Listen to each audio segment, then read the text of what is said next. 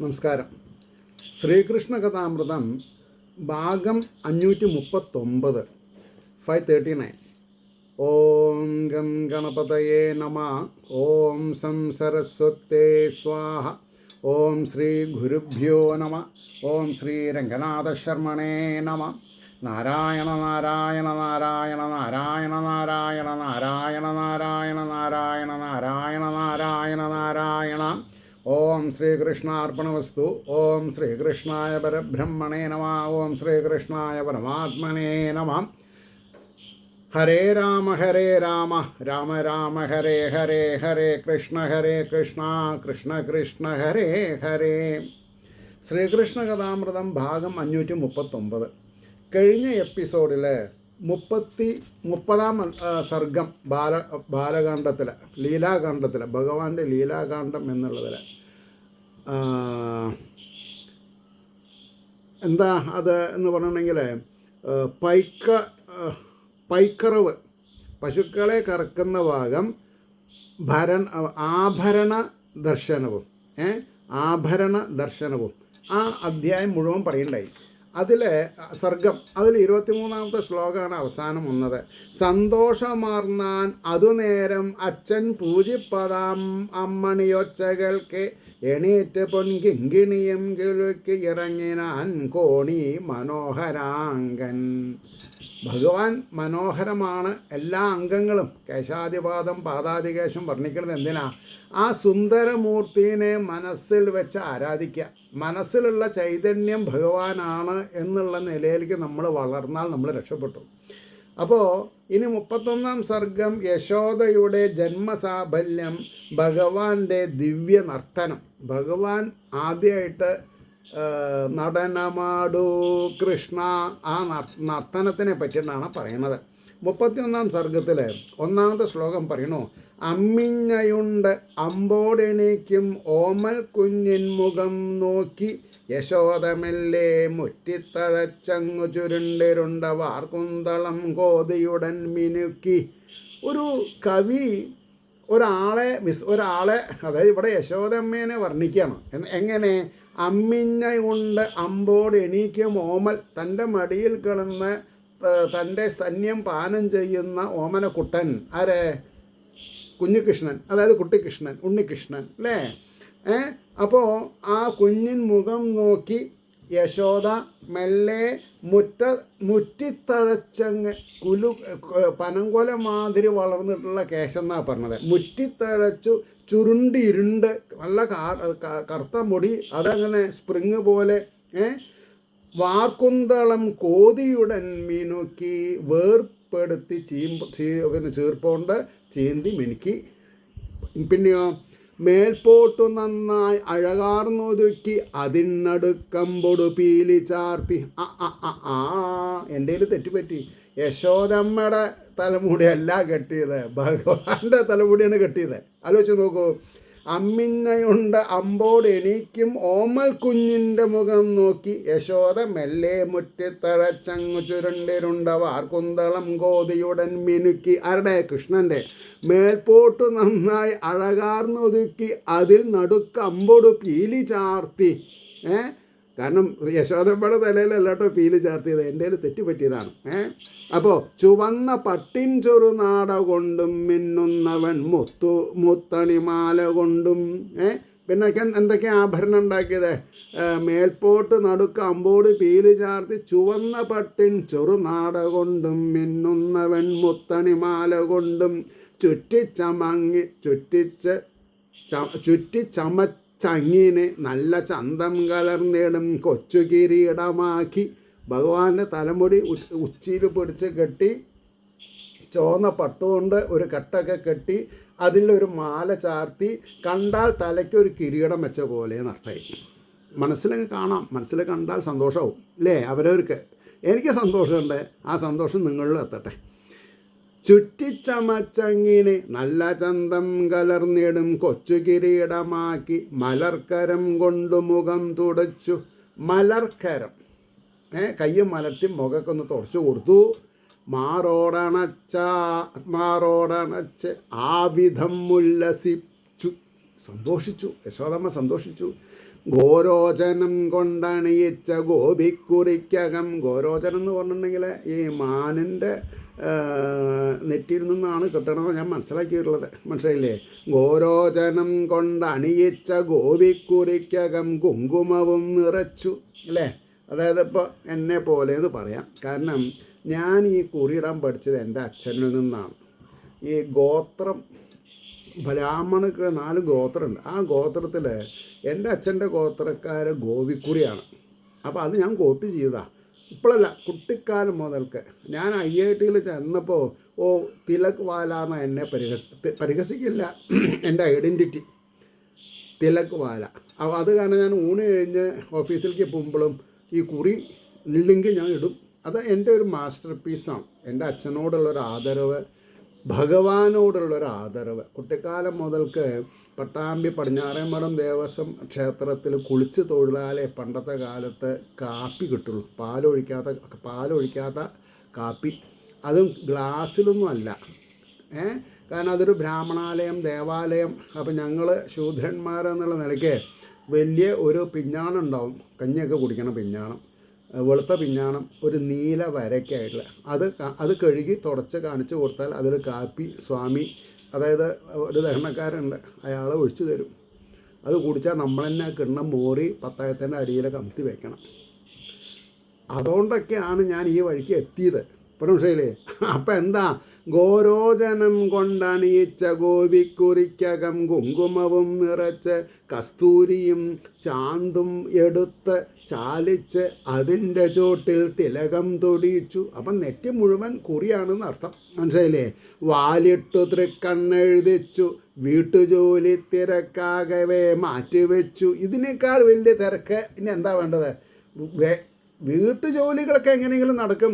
ഭഗവാനെ അണിയിച്ചൊരുക്കുക, അത് കണ്ട് ആസ്വദിക്കുക, അതാണ് സന്തോഷം. അതുകൊണ്ടാണ് പറഞ്ഞത്, വാലിട്ടു തൃക്കണ്ണെഴുതിച്ചു വീട്ടുജോലി തിരക്കാകവെ മാറ്റിവെച്ചു കണ്ണാടി പോലുള്ള കവിൾ തടത്തിൽ ആടിക്കളിക്കുന്ന കുടുക്കടുക്കൻ ഭഗവാനെ തുടച്ചു മിന്നിച്ചു മനോഹരൻ്റെ കവിൾ തടത്തിങ്കളൊരുമ്മ വെച്ചു. ഭാഗ്യവതിയല്ലേ യശോദമ്മ? ആലോചിച്ച് നോക്കൂ. നമ്മുടെ കുട്ടികളെ എങ്ങനെയൊക്കെ അണിയിക്കാറുണ്ട് ഇല്ലേ? അപ്പോൾ തുടച്ചു മിന്നിച്ചു മനോഹരൻ്റെ കവിൾ തടത്തിങ്കളൊരുമ്മ വെച്ചു മാർത്തട്ടിൽ മിന്നും പുതുതായ കൊച്ചുമണി പതക്കം ശരിയാക്കി വെച്ചു. കുട്ടികളുടെ കഴുത്തിലൊരു പുതിയ മാല മൂപ്പരന്നെ സെലക്ട് ചെയ്ത് എടുത്തിട്ടുണ്ടല്ലോ, അതിൻ്റെ മണിപ്പതക്കൊക്കെ നേരാക്കി വെച്ചു അല്ലേ? ഈ പതക്കം കമ്മുന്ന ബുദ്ധിമുട്ടായി. ഇപ്പോൾ എൻ്റെ ഒരു സാധനമുണ്ട്, അതെനിക്ക് എന്താണെന്ന് പറയുക, സപ്താഹാചാര്യൻ എന്നുള്ള നിലയ്ക്ക് കിട്ടിയതാണ്. അപ്പോൾ ഒരു ഭാഗത്ത് ഗുരുവായൂരപ്പൻ, ഒരു ഭാഗത്ത് പ്ലെയിനാണ്. അപ്പോൾ ഈ ഭാഗം ഇട്ടിട്ടാണെച്ചാൽ എൻ്റെ ഭാര്യ വന്ന് നേരാക്കി തരും. അത് വലിയൊരു കാര്യം. മനസ്സിലായില്ലേ? എനിക്കതിൽ താല്പര്യമില്ല, എന്നാലും ശരി, അവൾ പറഞ്ഞത് ഞാൻ കേൾക്കണല്ലോ. അതാണല്ലോ ഗൃഹസ്ഥൻ്റെ കടമ. എന്താ? അപ്പോൾ കിഴിഞ്ഞ പൊൻകിങ്ങിണി നേരെയാക്കി, അരയിൽ കിങ്ങിണിയൊക്കെ ഉണ്ട്, അത് ഒന്ന് അഴിഞ്ഞുന്നോ ഒരു ഭാഗത്തേക്ക്, ഒരു ചന്തിയിലേക്ക് കുറച്ചും കൂടെ വീണ് കിടക്കുന്നുണ്ടെങ്കിൽ അതൊക്കെ ഒന്ന് ടൈറ്റാക്കി കൊടുത്തു. കിഴിഞ്ഞ പൊൻകിങ്ങിണി നേരെയാക്കി ഇഴഞ്ഞ പൂങ്കോണകമൊട്ടു കയറ്റി. അതൊക്കെ ഈ വ്യാസരെ സമ്മതിക്കണം, അല്ലെങ്കിൽ താമരശ്ശേരി ഭട്ടത്തിരിയെ സമ്മതിക്കണം. ഇത്രയും കൃത്യമായിട്ട് മൈന്യൂട്ടായിട്ടുള്ള കാര്യങ്ങൾ നമ്മുടെ ജീവിതത്തിൽ സംഭവിക്കുന്നതാണ് ഭഗവാനെ പറ്റിയിട്ട് പറഞ്ഞു തരുന്നത്. അത് ആസ്വദിക്കണമെന്നുണ്ടെങ്കിൽ പൂർവ്വജന്മാന്തര പുണ്യം കൂടാതെ കഴിയില്ല, ഉറപ്പാണ്. ഇപ്പോൾ ഒരു പെൺകുട്ടിയാളുള്ളൂ, ഒരു കുടുംബത്തിലൊരു പെൺകുട്ടി മാത്രമേ ഉള്ളൂ വിചാരിക്കുക. ഈ പറയണ കാര്യമൊന്നും നമ്മൾക്ക് അനുഭവിക്കാൻ പറ്റില്ല. കാരണം പെൺകുട്ടികളുടെ രീതി വേറെ, ആൺകുട്ടികളുടെ രീതി വേറെ. അപ്പോൾ പറഞ്ഞു, അപ്പോൾ കിഴിഞ്ഞ പൊൻകിങ്ങിണി നേരെയാക്കി ഇഴഞ്ഞ പൂങ്കോണകമൊട്ടു കയറ്റി മടിത്തടം തന്നിലിരുത്തി, തൻ്റെ മടിയിലിരുത്തി മടിത്തടം തന്നിലിരുത്തി ഓമൽ കുഞ്ഞിൻ മലർച്ചേവടി മെല്ലെ മെല്ലെ, മലർച്ചേവടി ശരീരം മെല്ലെ മെല്ലെ തലോടിയും. ഭഗവാന്റെ ശരീരമാസകലം തലോടുക, തലോടിയും കൊണ്ടലിവാർന്നു താനേ ചുരുന്നൊലിക്കും മുലയേകി വീണ്ടും. മുല കൊടുത്തിട്ടേ ഉള്ളൂ. മുല കൊടുത്തിട്ടാണ് ഈ പരാക്രമമൊക്കെ കാണിച്ചത് ഭംഗിയാക്കിയിട്ട്, പിന്നെയും മുല ചോരുന്നു. അതാണ് ആ മനസ്സിൻ്റെ ആർദ്രത വരുമ്പോൾ ഭഗവാൻ ഈ അമ്മമാർക്ക് സ്ഥലങ്ങളിൽ വേണ്ടത്ര പാലുണ്ടാക്കി കൊടുക്കുകയാണ്. അതൊരു ദൈവിക കാര്യമാണ്. അതറിയാതെ കണ്ടാണ് നമ്മൾ കുട്ടികൾക്ക് മുല കൊടുത്താൽ ഓഫീസിൽ പോകാൻ പറ്റില്ല എന്നൊക്കെ പറഞ്ഞ് കുപ്പിപ്പാൽ കൊടുക്കണവരെ പെൺകുട്ടി ആയിരിക്കണ സമയത്ത് തന്നെ 8, 10, 12 വയസ്സിൽ ഇത് പഠിച്ചിട്ടുണ്ടെങ്കിൽ ഈ തെമ്മാടിത്തരത്തിൽ നിൽക്കില്ല, മുലക്കുപ്പി കൊടുക്കില്ല, മുല തന്നെ കൊടുക്കും. പറഞ്ഞു മനസ്സിലായില്ലേ? അതുകൊണ്ടാണ് ഇവിടെ പറഞ്ഞത് അപ്പോൾ പറഞ്ഞു തലോടിയും കൊണ്ടലിവാർന്നു താനേ ചുരന്നൊലയ്ക്കും മുലയേകി വീണ്ടും ഈ മട്ടിൽ ആ ധന്യ യശോദ ആരാ? ആ ധന്യ യശോദ തൻ്റെ മനുഷ്യജന്മം സബലീകരിച്ചു. ഒന്നാമത് പൂർവജന്മത്തിൽ പ്രാർത്ഥിച്ചിട്ടുണ്ടെങ്കിൽ എനിക്ക് ഭഗവാനെ ബാലാവസ്ഥയിൽ പരിചരിക്കാൻ സാധിക്കണേ, ആ വരാണ് സാധൂകരിച്ച് കൊടുത്തിട്ടുള്ളത്. ഇതാണ്. അപ്പം നമ്മൾക്ക് എന്ത് വേണമെങ്കിലും ആഗ്രഹിക്കാം, പക്ഷേ ഭഗവാന് തൃപ്തിയാവണമെന്ന് മാത്രം. ഭഗവാന് തൃപ്തിയാവുന്ന രീതിയിൽ നമ്മൾ ജീവിച്ചാൽ നമ്മുടെ ഏത് ആഗ്രഹം ഇന്നിപ്പോൾ ഞാൻ നിങ്ങളുടെ മുമ്പിൽ വളരെ സന്തോഷവാനായിട്ടായിരിക്കണത്. കാരണം എന്താ, ഇന്ന് 10-ാം തീയതി വൈകുന്നേരം 5:15 എൻ്റെ മകൻ കോഴിക്കോട് വന്നിറങ്ങി, വീട്ടിൽ വന്നു, ചായയൊക്കെ കുടിച്ചു. അപ്പോൾ അയാളുടെ ഒരു കസിൻ സിസ്റ്റർ ഡെലിവറി കഴിഞ്ഞ് കുട്ടിയായിട്ട് വന്നിട്ടുണ്ട്. അപ്പോൾ അവളെ കാണാൻ പോയിട്ടാണ്. അപ്പോൾ ആ സമയം അഡ്ജസ്റ്റ് ചെയ്തിട്ട് അയാൾ വരുമ്പോഴേക്കും എനിക്കിത് പറഞ്ഞിറങ്ങണം. അപ്പോൾ എൻ്റെ മകൻ എൻ്റെ ബോംബെ ചേച്ചിക്കൊക്കെ നന്നായിട്ട് അറിയാം. പഠിക്കുമ്പോഴൊക്കെ കുറച്ച് ഉഴപ്പിയിട്ടുള്ള ആളാണ്. മഞ്ഞപ്പിത്തൊക്കെ വന്നിട്ടൊരു കൊല്ലം നഷ്ടം വന്ന ആളാണ്. പക്ഷേ IIT കൊറോഷൻ സയൻസ് ആൻഡ് എൻജിനീയറിങ്ങിൽ PhD എടുത്ത അയാൾ പോസ്റ്റ് ഡോക്ടറൽ ഫെലോഷിപ്പിന് പോയി. 2023 മാർച്ച് 1-ാം തീയതി അയാൾക്ക് റിസർച്ചർ പോസ്റ്റ് കൊടുത്തു. അപ്പോൾ ആ ഒരു കൊല്ലത്തിൻ്റെ ഉള്ളിൽ, 1.25 കൊല്ലത്തിൻ്റെ ഉള്ളിൽ അയാളുടെ പ്രോഗ്രസ് കണ്ടിട്ട് ഡെൻമാർക്ക് ടെക്നിക്കൽ യൂണിവേഴ്സിറ്റി അയാൾക്ക് അസിസ്റ്റൻറ്റ് പ്രൊഫസർഷിപ്പ് കൊടുത്തു. ജൂൺ 1-ാം തീയതി മുതൽക്ക്. അപ്പോൾ ഇനി സെപ്റ്റംബർ സെമസ്റ്റർ മുതൽക്ക് അയാൾ ക്ലാസ് എടുക്കണം. ഇയാൾ കെമിസ്ട്രി ബാക്ക്ഗ്രൗണ്ടാണ്, പക്ഷേ ക്ലാസ് എടുക്കുന്നത് കെമിക്കൽകാർക്കാണ്. പഠിക്കണം എന്നർത്ഥം. പ്രായം ഒരു പ്രശ്നമല്ല. അപ്പോൾ ഞാനെങ്ങനെയാണ് ഈ പ്രായത്തിൽ ഓരോ ഗ്രന്ഥങ്ങൾ വായിച്ച് പഠിച്ചിട്ട് നിങ്ങളോട് പറയണത്, അതേപോലെ അയാൾക്ക് പഠിക്കണം.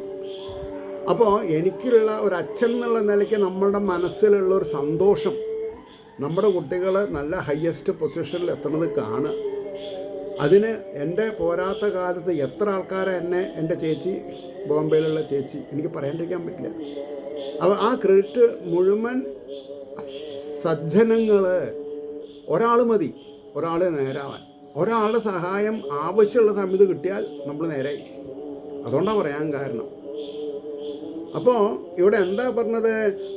അപ്പോൾ പറഞ്ഞു ഈ മട്ടിൽ ആ ധന്യ യശോദ തൻ്റെ മനുഷ്യജന്മം സബലീകരിച്ചു. ഞാനിപ്പോൾ എൻ്റെ ജന്മം സബലീകൃതമായ രീതിയിലായിരിക്കണത്. കാരണം 2 മക്കൾ, അവർ 2 നല്ല നിലയിൽ. പിന്നെ ഈ പ്രായത്തിലും എനിക്ക് എന്താണെന്ന് പറയുക, കാലത്തൊരു 50 മിനിറ്റ് ഒരു പ്രഭാഷണം ഞാൻ ഭാഗവത മൂലം അർത്ഥം പറയുന്നുണ്ട്. അപ്പോൾ ഇത് ഒരു അരമണിക്കൂർ, അതൊരു മണിക്കൂർ കഷ്ടി. അപ്പോൾ ഒരു ഓൺ ആൻ ആവറേജ് 1.5 മണിക്കൂർ ഈ ഭക്തിയാകുന്ന ലഹരിയിൽ ആറാടുമ്പോൾ എനിക്കുണ്ടാകുന്ന ഒരു മാനസിക അവസ്ഥയുണ്ട്, ഒരു ഹാങ് ഓവർ ഉണ്ട്, ആ സ്പിരിച്വൽ ഹിസ്റ്റീരിയ. അത് മതി ജീവിതം ധന്യമാക്കാൻ. മനസ്സിലായില്ലേ? അതുകൊണ്ടാണ് പറഞ്ഞത് മനുഷ്യജന്മം സബലീകരിച്ചു. തെളിഞ്ഞു തങ്കക്കസവുള്ള കൊച്ചു പീതാംബരപ്പട്ടുടൻ ഒന്നെടുത്തു. ഒരു മഞ്ഞപ്പെട്ട് എടുത്ത് ചാർത്തി ഇദ്ദേഹത്തിന്. തെളിഞ്ഞു തങ്കക്കസവുള്ള കൊച്ചു പീതാംബരപ്പട്ടുടനൊന്നെടുത്തു ചേലാർന്നുടുപ്പിച്ചു, വളരെ ഭംഗിയിൽ ഉടുപ്പിച്ചു. മനോഹരൻ്റെ മുഖാംബുജം നോക്കി അലിഞ്ഞിരുന്നാൾ. അവർക്ക് വീട്ടുകാര്യത്തിനൊന്നും ആൾക്കാരുണ്ടാവും, പക്ഷേ ഇവിടെ ഇതിനേക്കാൾ ലോകത്തിൽ സന്തുഷ്ടാവസ്ഥയെ പ്രദാനം ചെയ്യുന്ന വേറൊരു ജോലിയില്ല. മകനെ ഭഗവാനെ അണിയിച്ചൊരുക്കി സ്വയം അലിഞ്ഞു ചേരുക. അതിൽ ഭഗവാനിൽ അലിഞ്ഞു തീരുകയാണ് യശോദ. യശോദയ്ക്ക് ഒരു ഐഡൻറ്റിഫിക്കേഷൻ എന്താ? ഭഗവാനെ അണിയിക്കുക. അത് കണ്ടിട്ട് ആനന്ദാനുഭൂതി അനുഭവിക്കാം. കണ്ണാടിയൊന്നേകി മണിക്കിടാവിന്നലങ്കരിച്ചിടിന ഭംഗി കാൺമാൻ. ഇല്ലേ, ആണുങ്ങൾ അല്ലെങ്കിൽ പെണ്ണുങ്ങൾ ഫേഷ്യലൊക്കെ ചെയ്ത് അല്ലേ ഒരുമാതിരി രൂപമൊക്കെ വരുത്തി തന്നാൽ ഒരു കണ്ണാടി കാണിച്ചു തരും. ഇപ്പം ഞങ്ങളും തലമുടി വെട്ടിയിട്ടുണ്ടെങ്കിൽ ഒരു കണ്ണാടി പിന്നിൽ ഇങ്ങനെ കാണിച്ചു തരും. പിന്നിൽ ശരിക്കായിരുന്നു വെട്ടിയതെന്ന് അറിയാൻ വേണ്ടിയിട്ട്. അപ്പം അന്നത്തെ കാലത്ത് അപ്പം ആലോചിച്ച് നോക്കൂ. അപ്പം കണ്ണാടി ഒന്നേകി മണിക്കിടാവിന് അലങ്കരിച്ചിടിന ഭംഗി കാൺമാൻ വിശ്വാസമാർന്നാനകതാരിലുണ്ണി വിസ്മാപനം തന്നെ തനിക്കു പോലും. ഭഗവാന് തന്നെ ആശ്ചര്യമായി എന്നാണ്. എങ്ങനെയാണ് യശോദമ്മ എൻ്റെ ഈ കോലത്തിനെ ഇത്ര ഭംഗിയായിട്ട് സജ്ജീകരിക്കണത്? മന്മത എന്നാണ് ഇനി കേൾക്കാൻ പോകുന്നൊരു വാക്കുണ്ട്. ആരിൽ നിന്ന്? കഥ അറിയുന്നവർക്കറിയും. ദശമസ്കന്ധത്തിൽ കംസനെ വധിക്കാൻ വേണ്ടി ഭഗവാൻ മധുരയ്ക്ക് പോവാണ്. ഭഗവാനെ വധിക്കണം എന്ന ഉദ്ദേശത്തിലാണ് അക്രൂരനെ കൊണ്ടിരിപ്പിക്കുന്നത്. അപ്പോൾ അവിടെ ഒരു കുബ്ജനെ കാണുന്നുണ്ട്. കുബ്ജ എന്ന് പറഞ്ഞാൽ 3 വളവുള്ള എന്നർത്ഥം. അപ്പം അംഗരാഗം, കംസൻ രാജാവാണ്. അപ്പോൾ കംസൻ്റെ ശരീരത്തിൽ തേച്ച് പിടിപ്പിക്കാൻ അംഗരാഗം ചന്ദനക്കൂട്ടായിട്ടാണ് പോണത്. അതിൽ രക്തചന്ദനമുണ്ട്, പിന്നെ സാധാരണ ചന്ദനമുണ്ട്. അപ്പോൾ ഭഗവാൻ ഹേ സുന്ദരി എന്ന് വിളിച്ചു. അപ്പോൾ ഇവളാകെ ഞെട്ടി. എന്നെയിൽ ഈ ജീവിതത്തിൽ ഒരാൾ സുന്ദരി എന്ന് വിളിച്ചില്ല. കുബ്ജ 3 വളവുള്ളവളെന്നാണ് വിളിച്ചിരുന്നത്.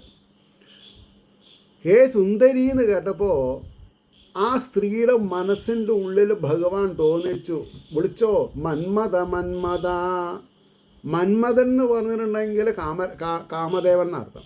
കാമദേവൻ്റെയും കാമദേവനാണ് ആരെ? ഭഗവാൻ. ആ ഭഗവാന് യശോദമ്മയുടെ അലങ്കാരം സഹിക്കാൻ സാധിച്ചില്ല, അത്രയ്ക്കിഷ്ടമായി. അതുകൊണ്ടാണ് പറഞ്ഞത് അപ്പോൾ പറഞ്ഞു വിസ്മാപനം തന്നെ തനിക്കു പോലും. 11ാമത്തെ ശ്ലോകം നോക്കിക്കോളൂ.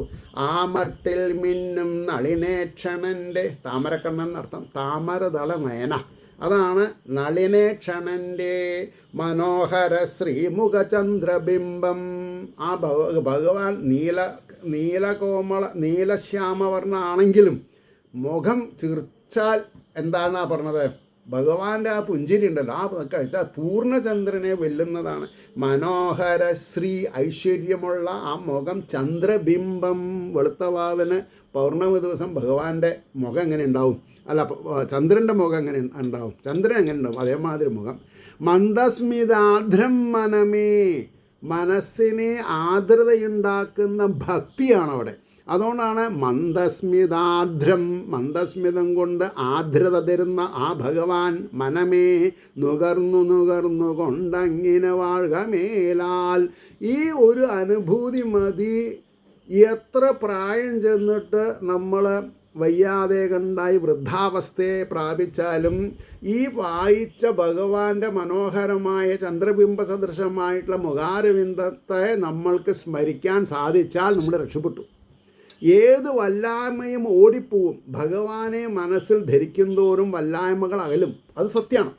അതുകൊണ്ടാണ് പറഞ്ഞത് മന്ദസ്മിതാദ്രം മനമേ നുകർന്നു കൊണ്ടങ്ങിനെ വാഴുക മേലാൾ. ജീവനുള്ള കാലം വരെ ഇങ്ങനെ തന്നെ പോട്ടെ.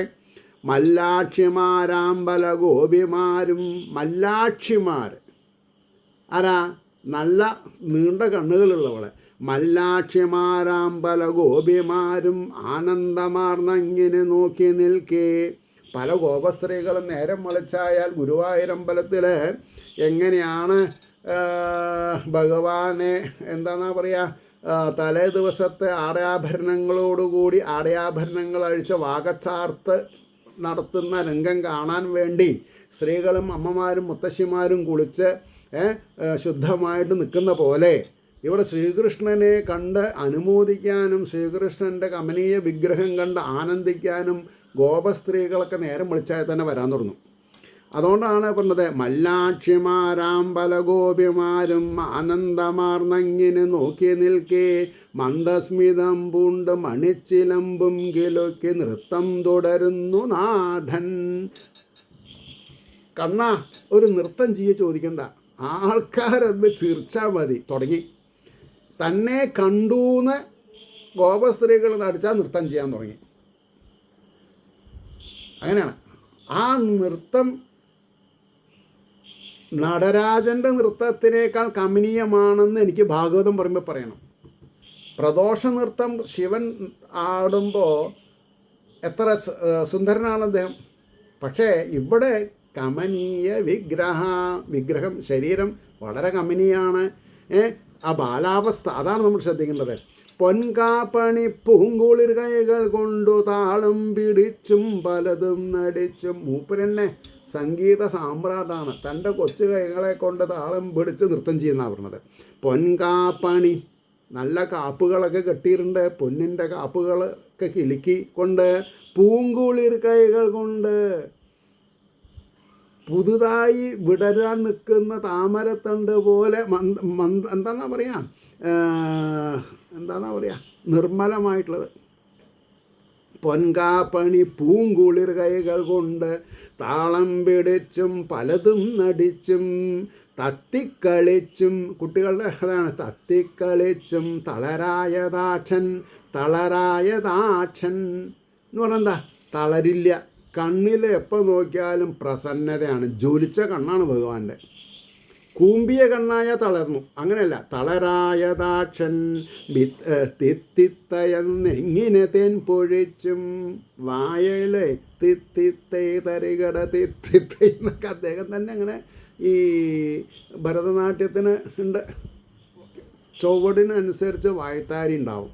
അതേപോലെയാണ് തെത്തി തൈ എന്ന അങ്ങിനെ തേൻ പൊഴിച്ചും, തേനൂറുന്ന ശബ്ദങ്ങൾ ഉണ്ടാക്കിക്കൊണ്ട്, പൊൻകിങ്ങിണി ചാത്തു കിഴിഞ്ഞുകൊണ്ടും. കുറച്ച് ഭാരമുള്ള ശരീരമാണ്. അപ്പോൾ ഈ കാലൊക്കെ എടുത്ത് വയ്ക്കുമ്പോൾ ശരീരം ആകെ ഒട്ടാകുന്ന അളകുമ്പോൾ കിങ്ങിണിയൊക്കെ ഒന്ന് ചന്തയിലേക്ക് ഇറങ്ങിയെന്ന് വരും. അതാണ് പൊൻകിങ്ങിണി ചാർത്തു കിഴിഞ്ഞുകൊണ്ടും തങ്കക്കിടാവൊട്ടു കുഴഞ്ഞുകൊണ്ടും. My goodness, what a lyrics! ആനന്ദാശ്രുക്കൾ പൊഴിക്കാതെ കണ്ടത് പറയാൻ പറ്റില്ല ഭഗവാന്റെ. അപ്പോൾ നമ്മളും അവിടെ ഗോപന്മാരായിട്ടോ ഗോപസ്ത്രീയായിട്ടോ അല്ലെങ്കിൽ യശോദമ്മയുടെ അങ്കണത്തിലെ വീട്ടിൻ്റെ ഉള്ളിൽ ഒരു തൂണായിട്ട് നമ്മൾ നിൽക്കുക. സ്ഥാലഭഞ്ചിക എന്ന് പറയും.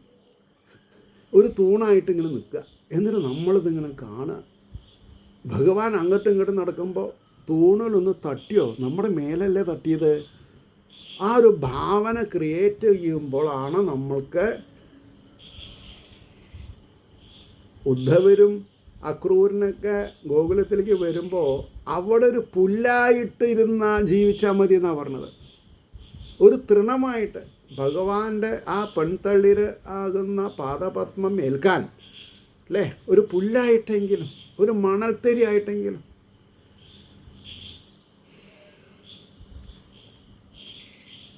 U just imagine.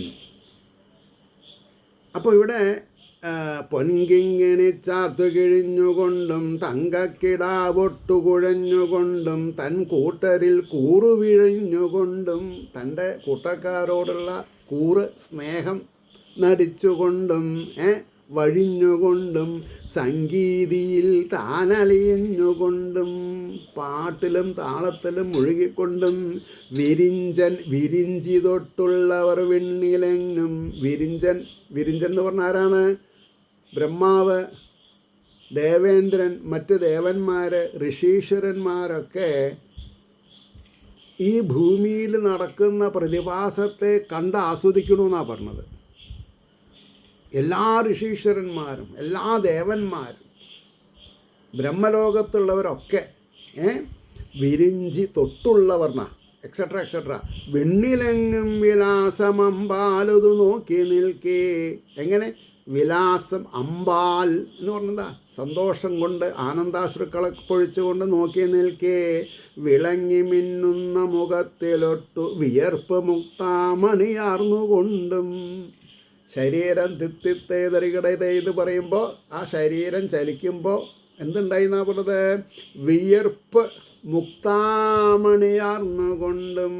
മോക്ഷത്തെ തരാൻ കേൾപ്പുള്ള ഭഗവാന്റെ മുഖത്ത് ചെറിയ വിയർപ്പ് കണികകൾ വരുന്നു എന്നാണ് പറഞ്ഞത്. വിളങ്ങി മിന്നുന്ന മുഖത്തിൽ ഒട്ടു വിയർപ്പു മുക്താമണി അറിഞ്ഞുകൊണ്ടും മനോജ്ഞമാം പൊൻകുറി മങ്ങി മാഞ്ഞും. വിയർപ്പ് പൊടിയുമ്പോൾ എന്തുണ്ടാവുമെന്നാണ് പറഞ്ഞത്?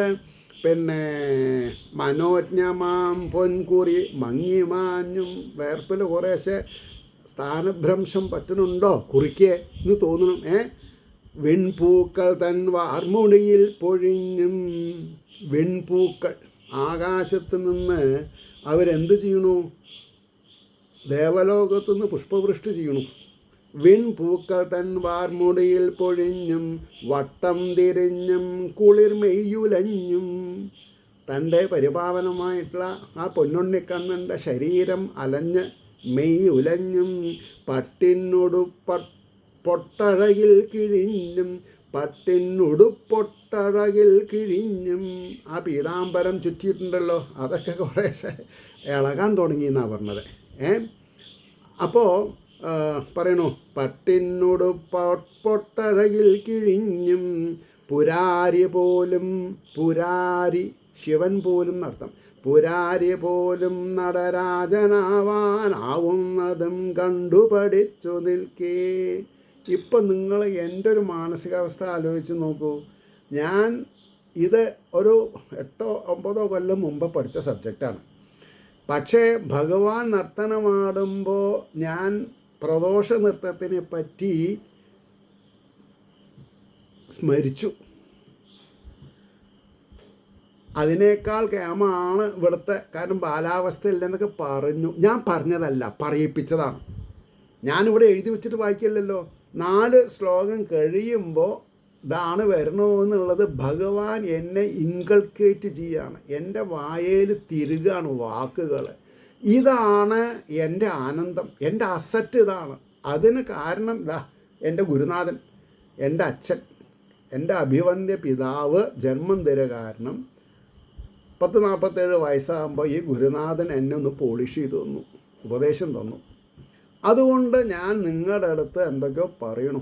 പക്ഷേ എനിക്കറിയാം ഇതിൽ വരാൻ പോകുന്ന കാര്യങ്ങൾ ഭഗവാൻ എൻ്റെ വായയിൽ കുത്തിത്തിരികി തരികയാണെന്നുള്ള സത്യം. ഇതൊന്നും കൊണ്ടല്ല, ഓരോ എപ്പിസോഡിലും ഞാൻ കൺവിൻസ്ഡ് ആവുകയാണ്. ഞാൻ ഈ ഗ്രന്ഥങ്ങളില്ലെങ്കിൽ എൻ്റെ അഡ്രസ്സ് എന്താ പറയൂ? ഒരു സ്റ്റെനോഗ്രാഫറായി IIT കയറി ഓഫീസ് സൂപ്രണ്ടായി ഒരു പിരിഞ്ഞ ഒരാൾക്ക് ഈ ഒരു സബ്ജക്റ്റ് ഇല്ലെങ്കിൽ ആലോചിച്ച് നോക്കൂ. എനിക്ക് ഒരുപാട് ആൾക്കാർ അവരുടെ കമൻസ് എഴുതുന്നുണ്ട്. എന്താ കമൻസ് എഴുതണത്? ലോകോപകാരമായി തീരട്ടെ ഇത്. ഒരു 10 ആൾ അങ്ങനെ എഴുതുമ്പോൾ അറ്റ്ലീസ്റ്റ് ആ 10 ആൾക്ക് ഉപകാരമായിട്ടല്ലേ പറഞ്ഞത്? അത് എന്നേക്കാൾ പ്രായം കൂടിയിട്ടുള്ള സജ്ജനങ്ങൾ. അതാണ് ഇവിടെ പറഞ്ഞത്. പുരാരി ഭഗവാൻ പരമശിവൻ പോലും നടരാജനാവാനാവുന്നതും കണ്ടുപഠിച്ചു നിൽക്കേ. ഇതിപ്പോൾ ഏത് ദ്വാപരയുഗത്തിലാണ് ഈ ഭാഗവതം എഴുതിയതെന്ന് നമുക്കറിയില്ല. നമ്മൾ വെറുതെ 5000 വർഷം എന്ന് പറഞ്ഞത് തെറ്റാണ്. കാരണം എന്താ? കാരണം ഇവിടെ കാലഗണന ചെയ്യേണ്ടത് എത്ര യുഗങ്ങൾ കഴിഞ്ഞു എന്നുള്ളത് പറയുന്നുണ്ട്, എത്ര മനുക്കൾ കഴിഞ്ഞു എന്നുള്ളത് പറയുന്നുണ്ട്. അപ്പോൾ ഓരോ ദ്വാപര യുഗത്തിലും കൃഷ്ണൻ വരുന്നുണ്ട്. അപ്പോൾ ഭാഗവതം എന്നോ എഴുതി കഴിഞ്ഞിട്ടുണ്ട്. അപ്പോൾ ഇതിൻ്റെ നമ്മൾ 5000 വർഷം എന്ന് പറഞ്ഞാൽ ശരിയല്ല.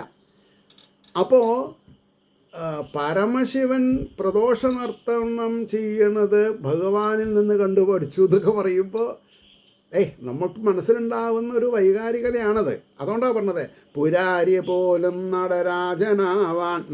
നടന വിസ്മയത്തിൽ രാജാവ്, അതാണ് നടരാജൻ എന്ന് പറഞ്ഞത്. നടരാജനാവാനാവുന്നതും കണ്ടുപഠിച്ചു നിൽക്കേ. പെട്ടെന്നു ദേവർഷിയെടുത്തു വീണ മീട്ടുന്നു പാരിൻ പുകൾ പൊങ്ങിടുന്നു. ഉടനെ ദേവർഷി നാരദൻ തൻ്റെ മഹതി എന്നുള്ള വീണയിൽ നാരായണ ജയ നാരായണ ജയ നാരായണ ജയ നാരായണ ജയ നാരായണ നമ നാരായണ നമ നാരായണ നമ നാരായണ നമ. ഇതാണ് സംഗീതം. അപ്പോൾ പെട്ടെന്നു ദേവർഷിയെടുത്തു വീണമീട്ടുന്നു, പാരിൻ പുകൾ പൊങ്ങിടുന്നു.